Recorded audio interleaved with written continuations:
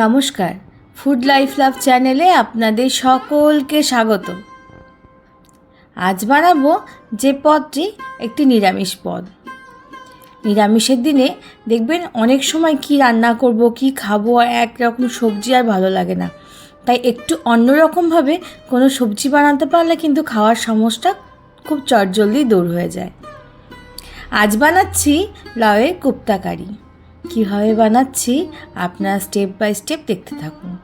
খুব সহজ রেসিপি, একটু সময় লাগলে এক তরকারি দিয়েই কিন্তু দুপুরের ভাত বা রাতের ডিনার বলুন সেরে ফেলা যায়।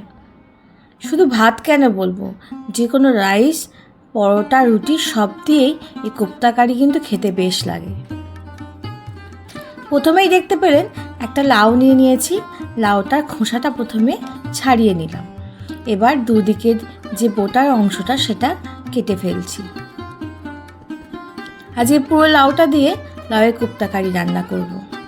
আপনারা এরকম গোল লাউ বা লম্বা লাউ যেরকম খুশি লাউ নিয়ে নিতে পারেন, তবে লাউ কচি হলে কিন্তু এই রান্নাটার স্বাদ বেশি ভালো হয়।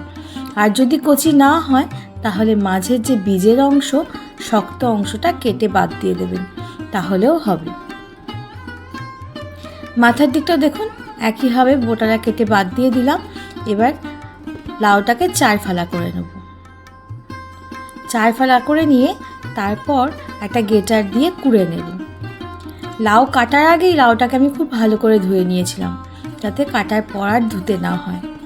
দেখুন এই গেটারের যে বড় জায়গাটা আছে, মানে বড় করে কাটা যেটা হয় বড় বড় করে, সেই অংশটা দিয়ে, বড় ব্লেডটা দিয়ে আমি পুরো লাউটাকেই আগে কুড়ে নেব। কোড়া হয়ে গেলে বলতে পারেন 30% মতো কাজ হয়েই গেল। আর কোড়ার সময় যদি বীজ থাকে তাহলে বাদ দিয়ে দেবেন। লাউটা কচিই ছিল, কিন্তু একটু মাঝের অংশ না একটুখানি বীজ বীজ ছিল, তো সেটা আমি কেটে বাদ দিয়ে সব লাউটাকে খুব ভালো করে কুড়ে নিয়েছি। এবার এই লাউ থেকে জল বার করে নেব। এরকম করে হাতে করে চিপে চিপে নিয়ে খুব ভালো করে যতটা সম্ভব লাউয়ের জলটা কিন্তু বার করে নেব। যেহেতু কোনো রকম লবণ দেওয়া নেই, তাই কিন্তু লবণ দেওয়ার পরেও অনেকটা জল কিন্তু বেরোবে। তাই আপনারা খেয়াল করবেন কোনো রকম যেন জল না থাকে এই সময়, যতটা সম্ভব যেন হাতে করে বা ছেঁকে নিয়ে, আপনারা পরিষ্কার কোনো কাপড়ের মধ্যে নিয়ে মুড়ে কিন্তু জলটা ছেঁকে নিতে পারেন। এবার লাউয়ের কতটা জল বেরিয়েছে দেখুন। এই জল থেকে যে লাউয়ের অংশটা, মানে লাউয়ের কুচিগুলোকে আমি আলাদা করে নিচ্ছি। তাই একটা ছাকনা দিয়ে লাউয়ের রসটাকে ছেঁকে রাখলাম। এই লাউয়ের রসটা কিন্তু ফেলে দেব না। এই লাউয়ের রসটা আপনারা এমনিও খেতে পারেন। ওয়েট লসের জন্য কিন্তু খুব ভালো বলে লাউর রস। আমি এটাকে তরকারিতেই ব্যবহার করব, তাই ছেঁকে আলাদা করে রেখে দিলাম। এবার কোপ্তার জন্য দেখুন লাউটাকে প্রথমে মেখে নেব। প্রথমেই দিয়ে দিলাম জোয়ান, হাতে একটুখানি গুঁড়ো করে নেব, মানে ঘষে নিলেই দেখবেন একটু ভাঙা ভাঙা হয়ে যায়। একটু ঘষে নিয়ে তারপর দিলাম কালো জিরে, তারপর দিয়ে দেব খুব সামান্য হলুদ গুঁড়ো, মানে ছোটো চামচের হাফ চামচেরও কম। তারপর দিয়ে দেবো হাফ চামচ মতো জিরে গুঁড়ো, হাফ চামচ মতো ধনে গুঁড়ো, অল্প একটুখানি কাশ্মীরি গুঁড়ো লঙ্কা, আর দিয়ে দেবো এর সঙ্গে বেশ অনেকটা মতো লঙ্কা কুচি। ঝালটা আপনারা আপনাদের আন্দাজ মতোই দেবেন। যেহেতু নিরামিষ তরকারি একটু ঝাল ঝাল বানাবো বলেই বেশ অনেকগুলো কিন্তু লঙ্কার কুচি আমি এখানে দিয়েছি। এরপর দিয়ে দেবো বড় চামচের 4 চামচ মতো বেসন। প্রথমেই সব বেসনটা দেব না, আগে এটা মেখে দেখব, যদি আর প্রয়োজন হয় তবেই কিন্তু বেসন দেব। তবে অনেকটা লাউ তো আর একটু বেসন লাগবে, তাও আগে একটু মিশিয়ে নিই ভালো করে। দেখুন খুব ভালো করে মেশানো হয়ে গেছে, কিন্তু কোনো রকম বাইন্ডিং কিন্তু আসেনি। তাই আরও 3.5 চামচ মতো আমি কিন্তু বেসন দিয়ে দিয়েছি। অবশ্যই বড় চামচের 3.5 চামচ। এবার এই বেসনটাকেও ভালো করে মেখে নেব। দেখছেন মাখা হয়ে গেছে। এবার দেখে নেব বাইন্ডিং আসছে কিনা, মানে এগুলো কোপ্তার মতো করা যাচ্ছে কিনা, গোল গোল করে দেখে নেব। দেখুন একটু হাতের মুঠোয় তুলে একটু পাকাতে থাকলেই দেখবেন খুব সুন্দর, দেখছেন খুব সুন্দর কিন্তু গোল গোল হয়ে যাচ্ছে, মানে কোপ্তা আকারে হয়ে যাচ্ছে। সব শেষে দিয়ে দেবো লবণ। লবণটা একদম শেষেই দেবে, কারণ লবণ দিলেই কিন্তু জল ছাড়তে শুরু করে দেবে। তাই লবণটা শেষে দিয়ে একবার নাড়াচাড়া করে ওদিকে কিন্তু কড়াইয়ে তেল বসিয়ে দিয়েছি। তেলটা গরম হয়েও গেছে, তাই সাথে সাথে গোল গোল করে নিয়ে কোপ্তাগুলো আগে ভেজে নেব।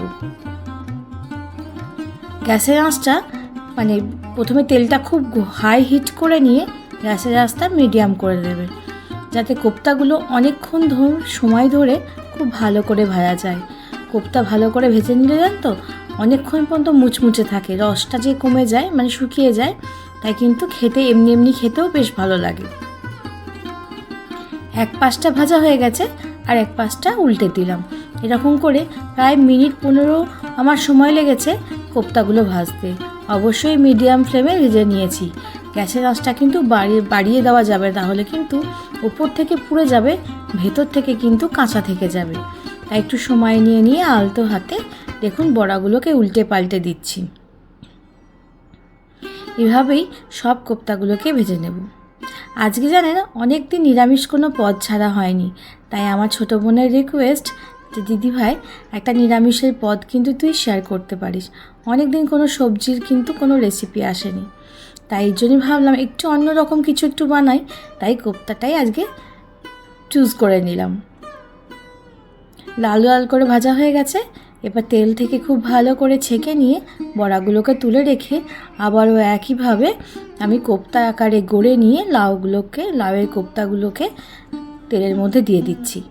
দিয়ে একই রকমভাবে মিডিয়াম ফ্লেমে ভেজে নিয়ে একদম লাল লাল হওয়া অবধি অপেক্ষা করব। দেখছেন কত সুন্দর রং এসছে, ঠিক এই সময় তুলে রাখবো। আপনারা এটা শুধু সস দিয়ে খেয়ে দেখবেন, খেতে কিন্তু ভারী ভালো লাগে। সব কোপ্তাগুলো তেল থেকে তুলে নিয়ে ওই তেল থেকে একটু তেল কমিয়ে নেব। অতটা তেল তো আমার লাগবে না গ্রেভির জন্য। তা চলুন গ্রেভির জন্য প্রথমে একটা মশলা বানিয়ে নিই। 3টে বড় সাইজের টমেটো নিয়ে নিয়েছি। টমেটোগুলোর মুখটা একটু কেটে নিয়ে একটু রাফলি কেটে নেব, যাতে এটাকে পেস্ট করতে সুবিধা হয়। কাটা হয়ে গেলে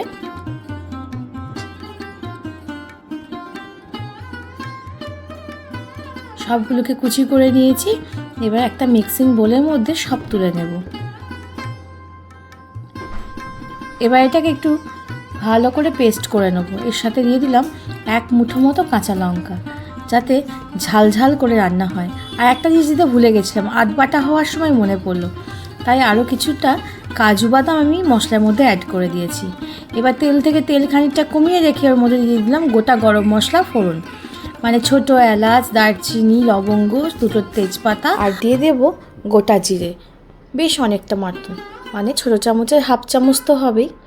তারপর ভর্তি 2 টেবিল স্পুন মতো কাঁচা বেসন তেলের মধ্যে দিয়ে ভাজতে থাকবো। ভাজার সময় ওই 1/2 টিস্পুন মতো কিন্তু হিংও দিয়ে দিয়েছি। এবার ভাজতে যখন এরকম কালার চলে আসবে বা কালারটা চেঞ্জ হতে শুরু করে দেবে, তখন ওই মশলার মধ্যে দিয়ে দিলাম আদা বাটা। ছোটো চামচের 1 চামচ আদা কিন্তু আমি এখানে দিয়েছি। এবার কিছু গুঁড়ো মশলা দিয়ে দেবো। 1/2 টিস্পুন মতো জিরে বাটা, 1/2 টিস্পুন ধনে বাটা, 1 চামচ হলুদ গুঁড়ো, 1 চামচ কাশ্মীরি গুঁড়ো লঙ্কা। এবার মশলাগুলোকে 3-4 মিনিট মতো ভাজা করে নেব। তবে অবশ্যই গ্যাসের আঁচটা কমিয়ে রাখবেন। দেখবেন যখন খুব সুন্দর একটা গন্ধ আসছে, তখন টমেটোর পেস্টটা এর মধ্যে দিয়ে দেব। মিক্সির বাটি ধোয়া একটু জলের মধ্যে দিয়ে কষতে থাকবো, যতক্ষণ না খুব ভালো করে মশলাটা কষা হচ্ছে এবং জলটা শুকিয়ে তেল ছেড়ে আসছে। দেখছেন রঙটা কত সুন্দর এসছে, রঙটা কিন্তু খুব ভালো এসছে। কষতেই এর মধ্যে দিয়ে দিলাম পরিমাণ মতো লবণ আর একটু চিনি, কারণ মিষ্টির জন্য চিনিটা দিয়েছি। নিরামিষ তরকারিতে একটু চিনি না দিলে না ভালো লাগে না, আর লবণের ব্যালেন্সটাও খুব ভালো নিয়ে আসে। দেখুন কষতে প্রায় 10-15 মিনিট হয়ে গেছে, মশলা কিন্তু খুব ভালো করে কষানো হয়ে গেছে। এবার দিয়ে দিলাম ছেঁকে রাখা লাউয়ের রসটা দিয়ে দেখছেন খুব একটা কিন্তু বেশি গ্রেভি হয়নি, তাই একটু প্লেন জল কিন্তু আমাকে দিতেই হবে। তাই আরও দিয়ে দিলাম একটু প্লেন জল। গ্রেভিটা আপনারা আন্দাজ করে রাখবেন। আমার অনেকগুলো কোপ্তার বড়া হয়েছে, তাই সবগুলো যাতে একটু ডুবোভাবে থাকে সেই রকম পরিমাণে কিন্তু আমি জল দিয়ে দিলাম। যখন খুব ভালো করে ফুটে আসবে, তখন এর মধ্যে দিয়ে দিলাম কোপ্তার বলগুলো। ওপর থেকে খুব সাবধানে দেবেন, ভেঙে যাওয়ার ভয় নেই, তবে ঘেঁটে গেলে কিন্তু কোপ্তার গ্রেভিটা আরও বেশি ঠিক হয়ে যাবে। দেখছেন কতগুলো বড়া হয়েছিল, সবগুলো ধরেও গেছে। গ্রেভির জলটা খুব সুন্দর মাপে দেওয়া হয়েছে। এবার একটু খুন্তি দিয়ে আমি একটু ডুবিয়ে ডুবিয়ে দেবো বড়াগুলোকে, যাতে ঝোলটা খুব ভালো করে টেনে নিতে পারে। এবার এই মতো অবস্থায় আরও 3 থেকে 4 মিনিট খুব ভালো করে হাই ফ্লেমে ফুটিয়ে নেব। দেখুন ফুটে খানিকটা ঘন হয়ে গেছে। এবার দিয়ে দিলাম কেশরি মেথি। কেশরি মেথিটা একটু গুঁড়ো করে নিয়েছিলাম, ওই হামালদিস্তাতেই গুঁড়িয়ে নিয়েছিলাম, সেটাই এখানে দিয়ে দিলাম।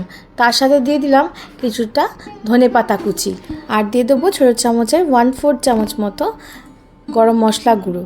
তার সাথে ছোটো চামচের 1 চামচ মতো আমাদের দেশি ঘি।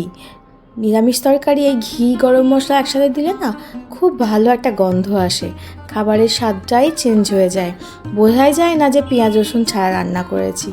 এবার এটাকে ঢেকে গ্যাসটা অফ করে আমি 5-10 মিনিট রেস্টে টাইম দেবো।